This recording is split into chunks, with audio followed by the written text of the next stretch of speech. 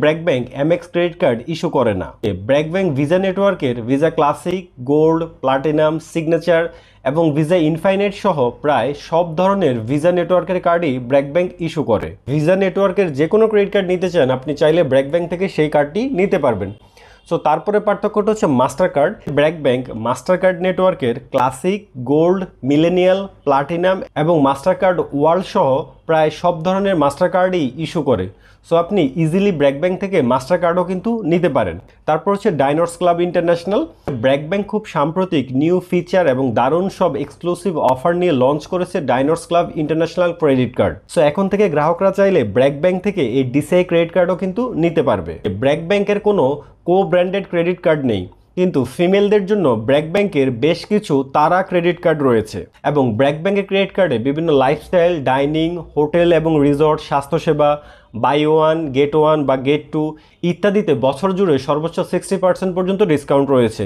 ব্র্যাক ব্যাংকের ক্রেডিট কার্ডে প্রতি 80 টাকা অথবা $1 এলিজেবল ট্রানজ্যাকশনের বিপরীতে কার্ড ভেদে আপনি 1 থেকে 2 রিওয়ার্ড পয়েন্ট পাবেন এবং এই ব্র্যাক ব্যাংকেরও 100 রিওয়ার্ড পয়েন্টের ভ্যালু আপনি 30 টাকা পাচ্ছেন। ব্র্যাক ব্যাংকের ক্রেডিট কার্ড দিয়ে আপনি শুধুমাত্র ফরেন এটিএম থেকে ক্যাশ উইথড্র করতে পারবেন, আপনি লোকাল এটিএম থেকে ক্যাশ উইথড্র করতে পারবেন না। বাট ব্র্যাক ব্যাংকের ক্রেডিট কার্ডে কিন্তু কার্ডের লিমিট স্প্লিটের সুযোগ নেই, তবে সেম লিমিটের বিপরীতে আপনি 2টি কার্ড নিতে পারবেন, যেটাকে গ্লোবাল লিমিট বলা হয়। একটু উদাহরণ দিয়ে যদি বলি, ধরুন আপনি ব্র্যাক ব্যাংক থেকে একটা ভিসা প্লাটিনাম ক্রেডিট কার্ড নিয়েছেন যেটা লিমিট হচ্ছে 2 লাখ টাকা। পরবর্তীতে সেকেন্ড কার্ড হিসাবে আপনি চাইলে কিন্তু আরেকটা মাস্টার কার্ড নিতে পারবেন। সো উভয় কার্ডের লিমিট কিন্তু সেম 2 লাখ টাকা। 2 লাখ 4 লাখ কিন্তু না, 2 লাখ টাকাই লিমিট। আপনি যদি ভিসা দিয়ে খরচ করেন আপনি 2 লাখ থেকে কমবে, যদি আপনি মাস্টার কার্ড দিয়ে খরচ করেন আপনার 2 লাখ থেকে কমবে। অর্থাৎ আপনি সেকেন্ড কার্ড নিতে পারবেন, বাট আপনার লিমিট কিন্তু একটাই থাকবে।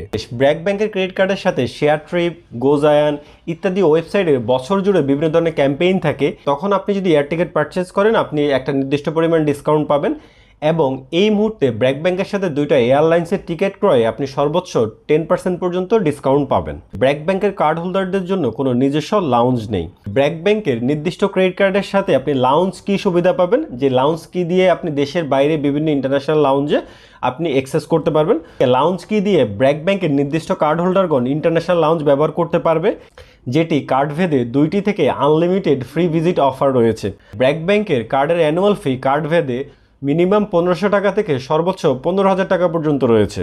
বিভিন্ন সময় ব্র্যাক ব্যাংক বিভিন্ন ধরনের ক্যাম্পেইন বা বিভিন্ন স্পেন্ডিং ক্যাম্পেইন অফার করে। সো আপনি যে ব্যাংক থেকে ক্রেডিট কার্ড নেন না কেন, নেওয়ার আগে আপনি এই ডিটেলসটা ভালোভাবে জেনে নেবেন যে কোনো অফার বা কোনো ক্যাম্পেইন রয়েছে কিনা। ব্র্যাক ব্যাংকের ক্রেডিট কার্ডে বাৎসরিক ইন্টারেস্ট কাস্টমার সেগমেন্ট ভেদে 22 থেকে 25% পর্যন্ত হয়। সো ব্র্যাক ব্যাংকের কার্ডে হচ্ছে আপনি যে লাউঞ্জ কি দিয়ে আপনার ফ্রি ভিজিট শেষ হওয়ার